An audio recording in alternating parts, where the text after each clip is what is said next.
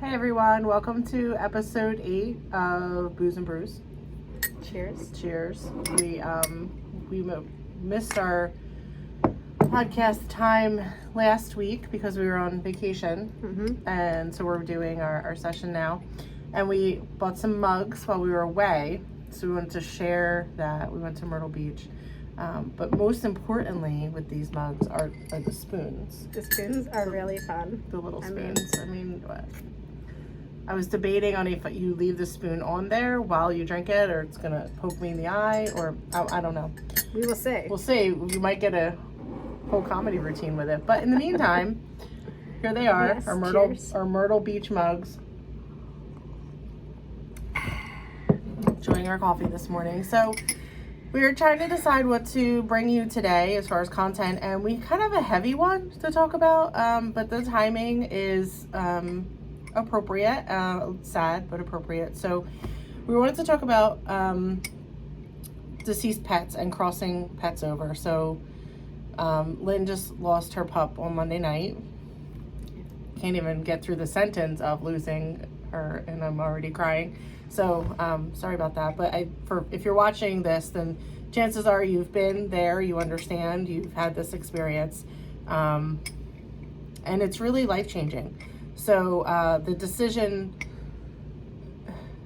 I guess there's two parts to discuss with this briefly. Like, sometimes there's a decision and sometimes there's not, right? I mean, sometimes obviously our pets pass on their own. Excuse me as I wet my eyes. And in that case, there's no decision for us to make. Nature has taken its course and they go on their own. And sometimes that's easier. Sometimes it's easier when they pass on their own. Because we feel like we're not responsible. We don't have to have the burden of that responsibility on us. But unfortunately, most often, it doesn't seem to go that way. And we, as pet owners, have to make that choice for our pets that it's time for them to pass on. And it's interesting because in the hardness of that decision comes, I feel like, a lot of guilt and responsibility that obviously we don't have with humans because that's not an option. So in the option of putting our pet out of suffering and not having them carry on in suffering, which is the most humane thing we can do and one of the most loving things we actually can do, it feels like it hurts even more. So we sympathize with anyone who has had to make a euthanasia decision. Lynn and I have both been there numerous times, and it never gets easier. It's always seems like a horrible choice. There always seems to be that at least minute of second guessing, and is it really time? And yeah, are you making the right decision? And that's what I wanted to talk to you all about, is that the grief of losing our pets, because obviously I'm an animal communicator and a lot of the sessions I do are based on this very topic. And I get calls and requests for sessions before pets pass away, and then of course after they pass away, because people feel this immense weight on them as far as the responsibility of making these choices. So I wanted to talk to you about that and how do you know when it's time? And I know it might sound cliche to say, but I hear it over and over again when I talk to pets that they communicate with you when it's time, that something changes, you see it, you can see it in their eyes. And it's, for me, it's always in the eyes. Like, I feel like when you look at them, you receive the message that it's time to go, that they're very ready to move on from this realm and into a spirit realm. They don't look at passing quite the same way as we do. They understand that there's more dimensions, and I think most of us do too, but some of us don't like to actually admit that there are. There's lots of questions of like what really happens when we pass. I think animals are very sure of themselves. I think that they understand that they're here for a short period of time and that they have a purpose and a role to fulfill, and then they move on and they move back to what we call home, into the spiritual realm. They don't tend to have a lot of questions when I talk to them about what's it going to be like, or am I going to be okay. They don't they seem to understand all of that. Like, it's okay. It's going to be fine. They're going to be fine. You know what the animals do talk to me about is their people. A lot of times we see animals that hang on for a really long time in questionable health states, and it's like, what? How are they? How are they holding on? How are they doing that? And I'm going to be really honest. Most of the time, they're doing it for us. They don't want us as their people to be sad or to feel upset or to be left alone or any of those things. So they push their bodies to an extreme extent in order to be here with us for as long as possible. And that's why I think that a decision like euthanasia is important, because we are sort of returning that favor to them and letting them know, like, it's okay, that we will continue on. We will be sad, but we will continue on, and we will make our way, and we will know that they're on the other side and that they're guiding us and that they're still with us there. So never to take away from the weight of that decision, but the animals, once they cross, are always very grateful. I always get a thank you from them. They always say thank you for recognizing that it was time, thank you for helping me, thank you for letting me go. I will also tell you, because there's always these, I don't know, these like stories on Facebook that seem to come up. Yes, your pet wants you to be there as they cross. They absolutely want you to be there. This isn't I can't deal with life, oh my gosh, it's too hard. No, it is your responsibility as that pet parent to be there during this moment. The doctor who came in on Monday asked if we wanted to stay during, and she couldn't even get the question out, and all of us are like, yes, like, of there's course. no, that's not even, I can't even imagine walking out of that moment. And no, I mean, your pet is scared at that moment because they understand what's happening. They know they're going to cross, but who doesn't have that feeling right before something's going to happen, right? Like, we all want the comfort of the people that we love near us. And so, yeah, it's never a question that they want you there. Yes, they absolutely want you there. They don't want to disappear and not know where you are. They want you to hold them. They want you to comfort them. They want you there with them as they cross and see who's waiting for them on the other side.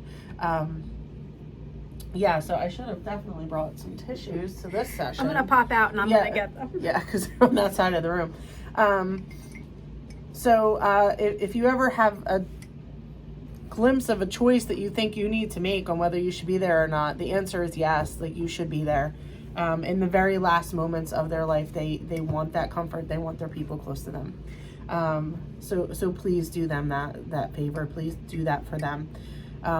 If you have other pets, and we just had this conversation on Monday for Lynn, because they went into the office to have this done, and the question was like, do they bring their other dog with them? And it was like, well, it's a lot, right? You're thinking like, well, it's so emotional, it's a lot, I don't want to traumatize my other pet. What do I do?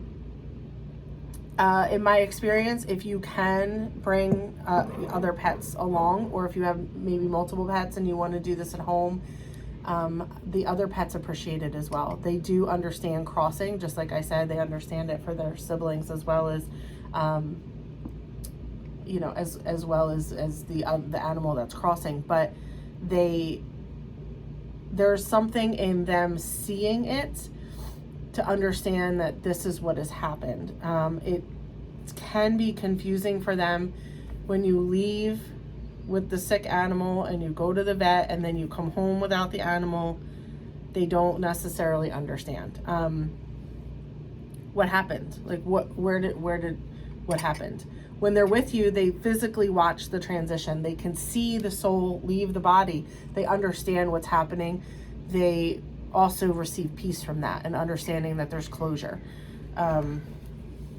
Another interesting thing that has happened for me, I always have my pets cremated, and I have ashes that I bring home, and I always let my dogs smell the ashes, and they know, and It is quite amazing, and I have pictures, several pictures of this.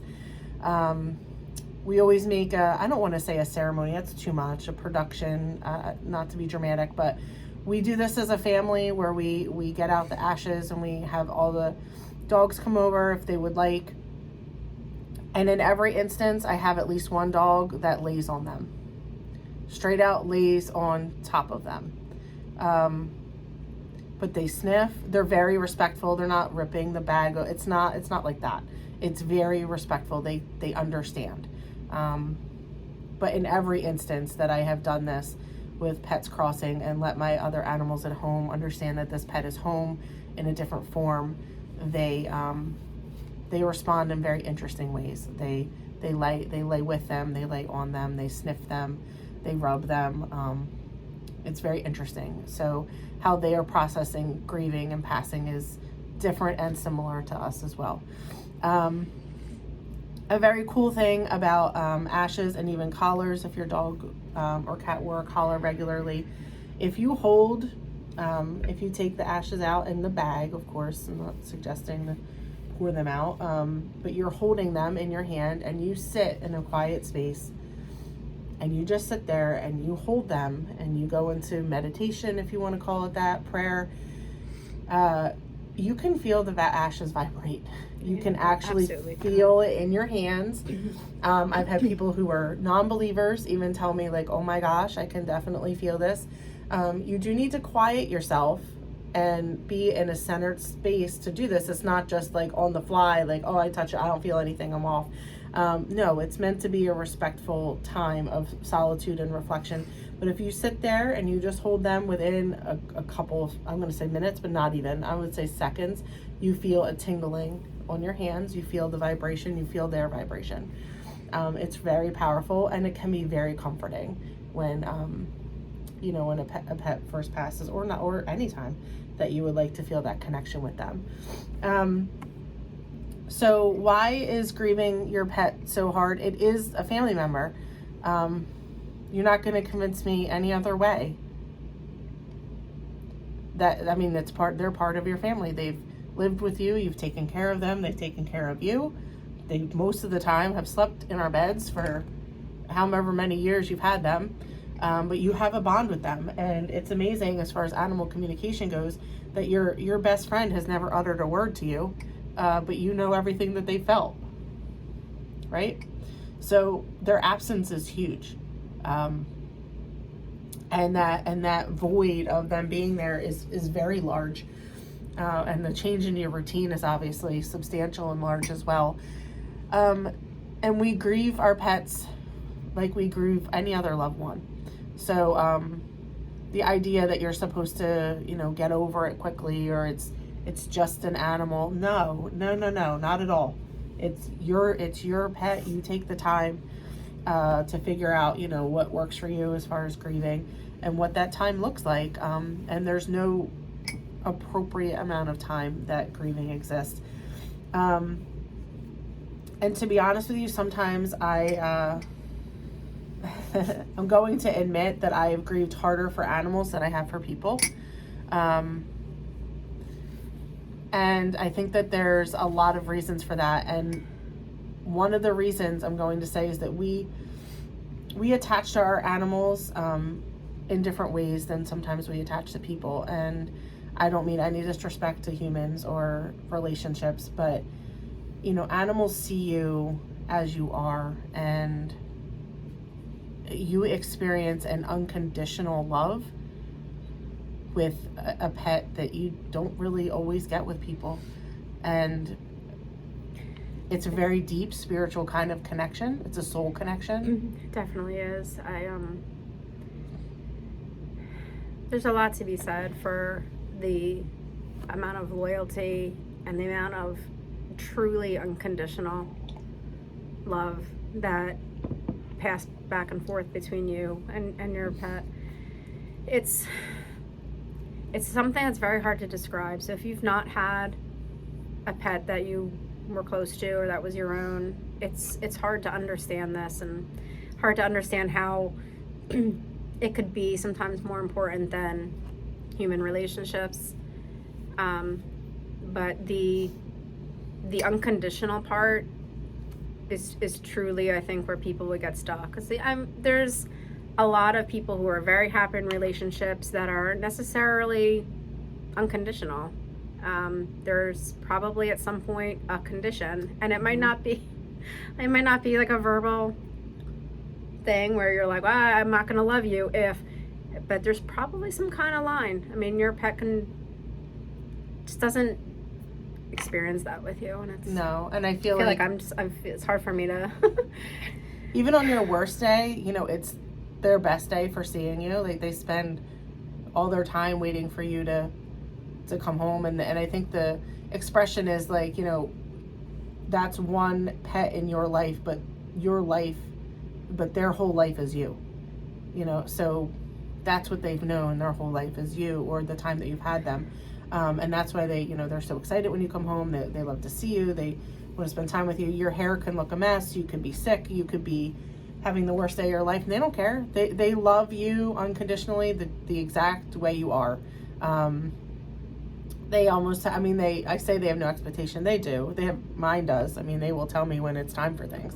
But they have no true expectation of how you're going to love them back. They just want to give you love, and they hope that you love them. And that is something that you just don't have really in human relationships. And for me, on a very personal note, I made this connection with a pet at a very young age. I got my first dog when I was 5.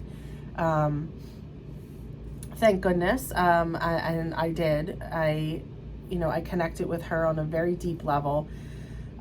She lived till she was 17. So I was 2021 when she passed away, which is my whole life, right? Like, not my whole life, but at least my whole childhood. I feel like she was there with me. And she was communicating with me, and I didn't even know it at the time. Now I look back and I do, but for me, I grew up in a very hostile, traumatic, narcissistic home, and you didn't know if you were coming or going, and you started to. I have a lot of personality traits that if you read about narcissism, where you understand how to read a room, you know what the emotions are, what people are thinking and feeling, and that's all been programmed in me, right? That's all been pre-planned, because that's the environment you grow up in, and you have to be ready. You have to be a fight mode all the time, or flight mode. You always have to be anticipating other people's needs, and with a pet, you don't have to do that. Of course, you have to anticipate they're going to eat and they want to go out. Yes, the basic stability needs, but all the rest of that trauma that life brings in with these relationships, you don't have that. It's just pure love. And that's why I feel like animals vibrate on a higher vibration, because they just have that purity about them. And I had my dog growing up, and it was the first time I had ever experienced that unconditional kind of love and that security that I felt from her, because she didn't care about all the rest of it. Like, she didn't care about all the other stuff that was going on around us. And I would hide in my room, and she would hide with me, and I would talk to her, and I'm pretty sure she would talk back. And it was just her and I, and that's, a very deep connection that I think can't be, I can't put a price on, but I can't also quantify really, and how important it is, and it was for me, and that helped me form the connection that I knew that I was meant to have animals. So no, your animals are never mad at you when they cross. They're not mad at you for putting them down. They're not mad at you for the decisions you made. They, if you were assuming you're listening to this and you're a good pet owner, they know that you have put their needs above your own for many times and all the time, and that you always operate in their best interest. Even if you don't operate in your own best interest, you operate in their best interest. And they trust that. They trust that decision. They trust that process. And they're okay. They always tell me, yes, I'm okay. They always tell me that the pain or whatever they were living with is instantly gone as soon as they cross. They return to a whole state of being. most of them, if their passing is traumatic, they don't necessarily remember the trauma of it, which I'm very grateful for, that, and I hear this with people too that cross in like accidents and things like that. Your soul knows what's happening, and it will exit before pain kind of sets in. So it looks terrible, and it is terrible and gruesome what we see, but the human or the animal soul has already left pre that disaster. So they don't talk about it as in like, oh my gosh, this hurt so much, or there was a lot of pain. It's all gone. They're very fine. It's very instant. They are greeted on the other side by your loved ones and by past animals that you've had. They all form a community. It doesn't matter if they knew each other when they were here or not. As soon as they cross, they recognize those other souls as like, oh, there's my people, or there's my other pet siblings that I haven't met. And it's to say they haven't met them is not really true, because they probably met them on the other side before they arrived, after they came. We all travel in these circles, and chances are, if you've had this soul connection with a pet, it's because you've had a connection with them in a past life, and you will likely have a connection with them again, sometimes in this life, sometimes in another lifetime. So the souls that they return to, your family, your soul family, is familiar to them, and they know to look for them. They know they're waiting for them, and they welcome them in and right away start taking care of them. People will say things like, oh, well, my dog Cujo isn't very nice. Is he going to get along with the dogs on the other side? Yes, of course Cujo is going to get along with the dogs on their side, because we do take our personalities with us to an extent, but things change, and everything on the other side comes from a place of love. So they're not going to be like ferociously going after your other dogs or anything like that. That doesn't happen. Similar in the way that if they exited with a disability, a condition, whatever, that doesn't carry over. So their energy is free to run, free to move, free to roam. It's not that perhaps the anxiety they had that was portraying as like an aggression here, it's gone. Like that doesn't go with them. The messages I get from pets on the other side are very different. I think I've talked about this in other podcasts, than the messages that I get when they're here. When they're here, it's very in this reality, in this dimension. They talk about how they feel, their food, their bed. They talk about you. They spill the beans on you all the time. And then when they cross, they become very spiritual and very wise, and they are immediately set in the guide role. They were guiding you while you were here, but now they're guiding you from a different realm and a different dimension, and they can understand and see things differently. It's no longer like just a dog perspective. It's a very angelic perspective, and they want to help guide you in your life and guide you along, and do all the things to help you move your life forward. So they do act as guides for you going forward. And people ask me all the time, oh, they really want their pet to reincarnate, and I get that question a lot, like, are they going to come back to me? Sometimes they don't know. Sometimes they haven't decided. Sometimes that contract hasn't been decided. And I always feel like this is a tricky question, because we always want the answer to be yes. Oh, yes, of course they're going to come back. Sometimes they do. But I've had numerous times where they have said no, they don't plan on at this point reincarnating. And that's really a hard thing to say to people, because I feel like they get like super offended. And they're like, oh my gosh, I feel, like, why wouldn't they want to come back to me? Many reasons, honestly. One, because a lot of times it's that they can help you more from where they are. They can actually guide and help you more from the other side than they can being right by your side. And that's very valuable. Sometimes it's because it's not part of your contract or their contract going forward. Their purpose here with you is concluded at this time. You will see them again when you cross. And sometimes it's because they don't want to outlive you. So we get to a point in our lives where if they re-enter, what if your exit is planned before their exit is, and they don't want to be without you again, and have to be shuffled around. So In those cases, I feel like sometimes they make the decision that like, no, I'm just gonna wait here for you. I'm gonna and they're happy there. They love it there. Not that they didn't love you, and not that they love you less or they love it there more. It is just full of love and peace and happy and calm and well-being. And who wouldn't love that? Who wouldn't love to be there, right? It feels great. So I can't blame them, especially if they had a hard existence here, that they want to take a break. Remember, time and space means nothing on the other side. So years to us is like a snap of a finger, and you will reconnect with those souls again when you cross, and then again in other lifetimes. Like, they're part of our soul family and our circles that come in and go. People ask me, can I reincarnate as an animal?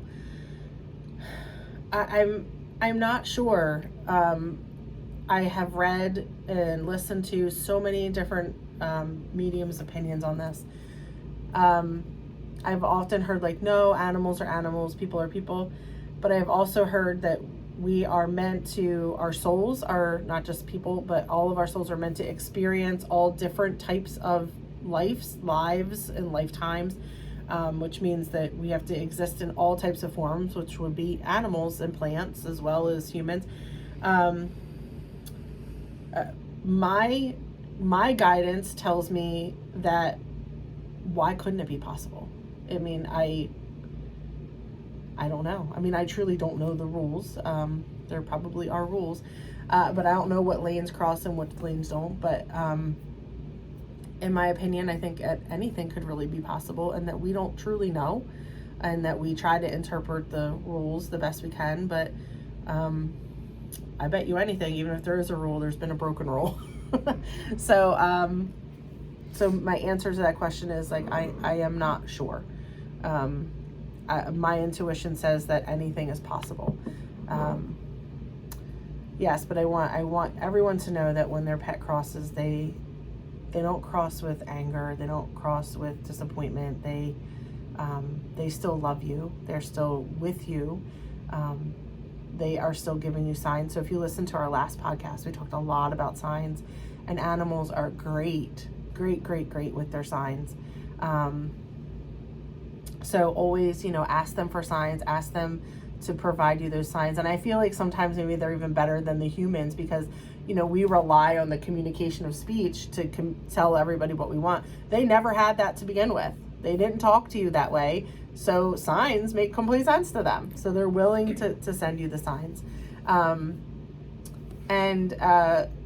As is with most of the crossings that Lynn and I, as our families, have experienced with so many pets, I've had a lot of pets and Lynn's had a lot too. When it's time for a crossing, about 2 days before, I feel like the signs start coming in.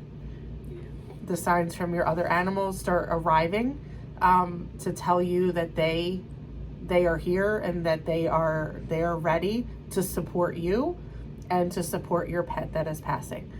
And the signs come quickly, and they come ferociously. And if you have a lot of animals, you get a lot of signs in a very short period of time.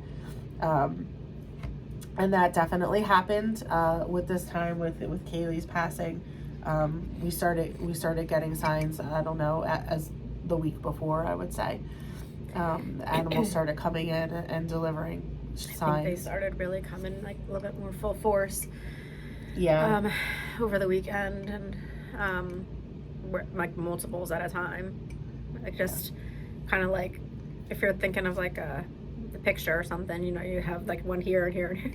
They kind of just started rolling in quicker. Yeah, one of the signs for one of Lynn's dogs is a red ribbon, and we don't see red ribbons a lot. It's not like a normal, like, oh, there's a red ribbon. I mean, also it's Christmas, and that's not the same. Yeah, but interesting things, like my kid had like one of those party horns.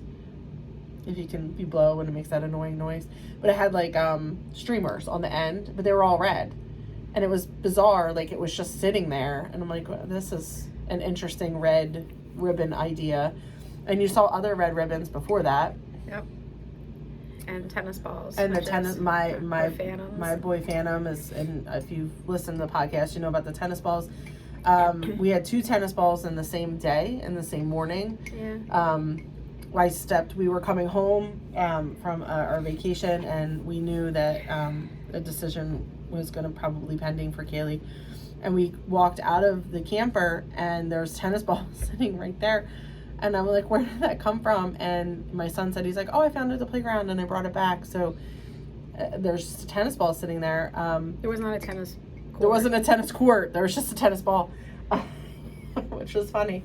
And then a little while later, we were walking into we were leaving, and we had gone to the restroom, and there was a kid playing out in front of like the area. It's hard to explain where the restroom was. He was playing, and he was playing with a ball, and he, as soon as I walked up, I mean, just like bounced the tennis ball that he was holding, and it rolled towards me. And I'm thinking, like, what kids actually play with tennis balls? I mean, obviously he was, but you know, like, it's not I don't know. It was just like, well, there's the tennis ball again, multiple tennis balls. And then I was texting Lynn the night before that Kaylee passed away, and I kept trying to write the word son, which is a super normal word, son, S-U-N, son. And it kept auto-corrected twice to Simon, which is another one of Lynn's dogs that had passed away. How my phone was going from son to Simon is not a normal autocorrect for me. Like, I don't really write the word Simon, so it's not like I'm typing Simon a lot where it's like, oh, do you mean Simon? No, I don't mean that, and I didn't mean that, and I didn't mean it in the context I was sending it. But I deleted it, and then I wrote son, and then it went back to Simon. And I'm like, what is happening? And I deleted, and then I wrote son, and then I sent it, and then I sent another message to tell Lynn that son kept autocorrecting Simon. And the same evening, I was watching some on TV, reruns of Friends, of course. And the episode, I don't know, there's plenty of episodes where it is, but, you know, Drake Ramore is one of the characters that's played by the character. So he popped up at the same time, like the name, which is Charles. My dog's name was Drake. Yep. Same time that Phoebe puts on a top hat, which is sign for another my one tie. of your dogs. Yep. And same like scene, and I'm just kind of, and it was like becoming almost like so. The signs are just coming in so quickly. And it's, I'm really glad that I was able to consciously see them and understand them as they were coming, and they weren't just going over my head, that I was actually able to see them, because it brings you comfort to know that they're gathering and they're ready. And Dragonfly was another one that Dragonflies were everywhere. That's my trooper sign. And yep, we walked into that store on the way towards the end of our trip, and I mean that I was overwhelmed by the number of dragonflies.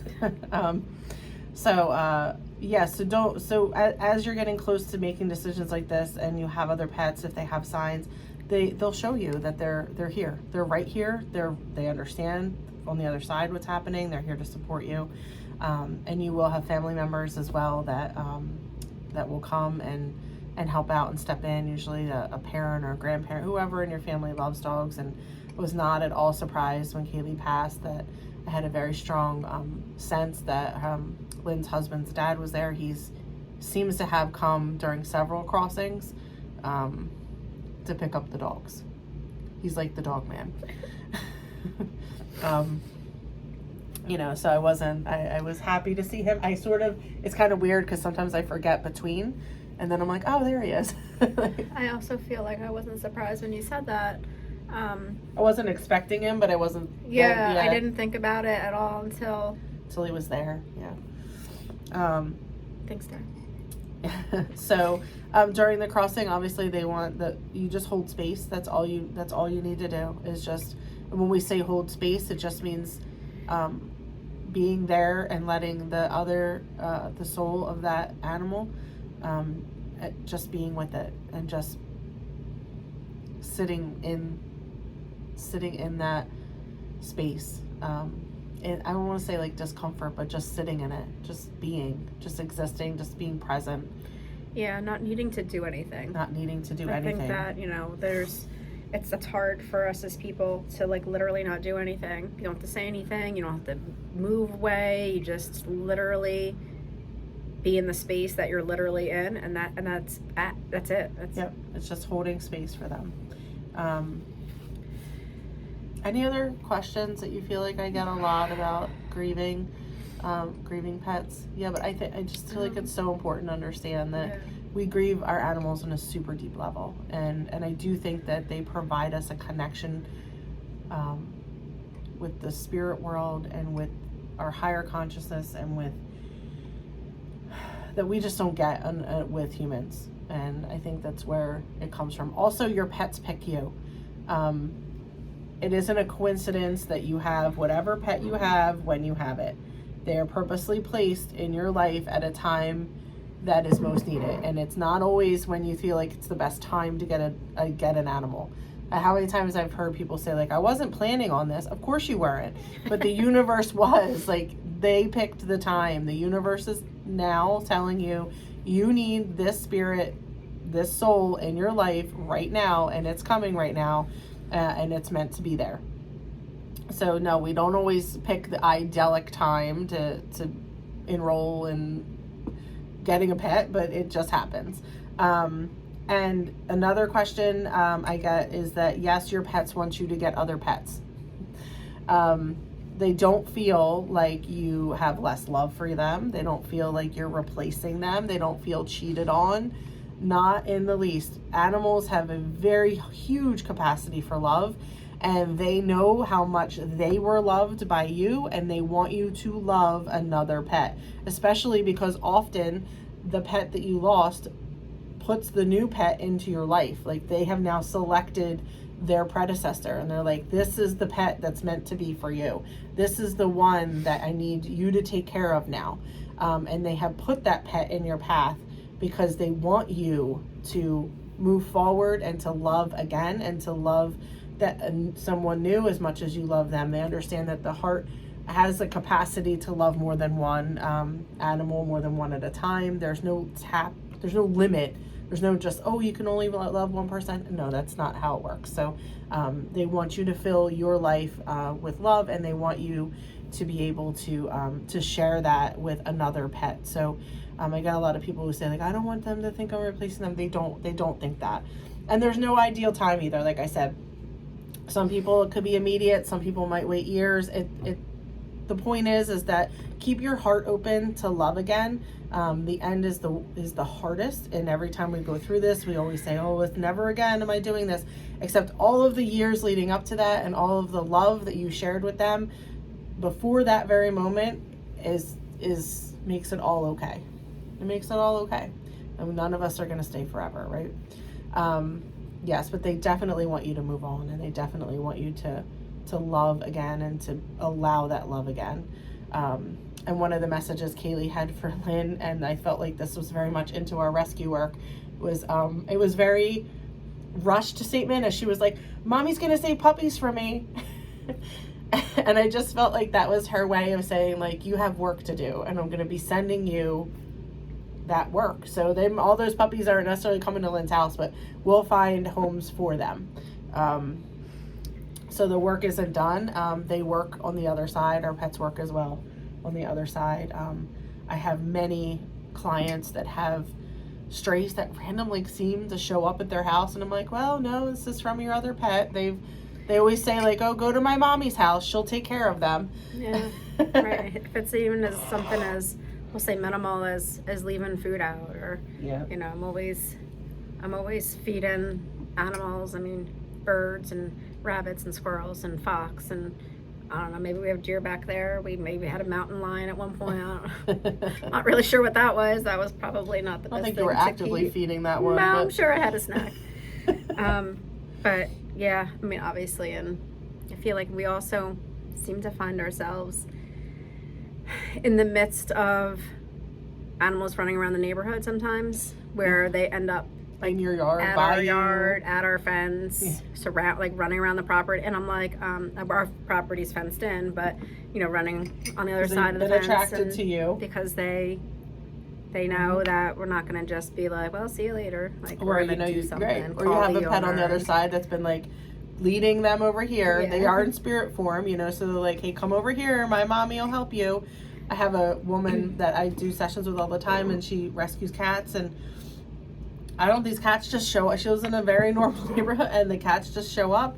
I don't think they're showing up for her neighbors, but they are showing up. And I always tell her, I'm like, well, this is Max, who is just like, all right, bring up, you don't feel good. I found this cat out here, and I'm taking him to my mom.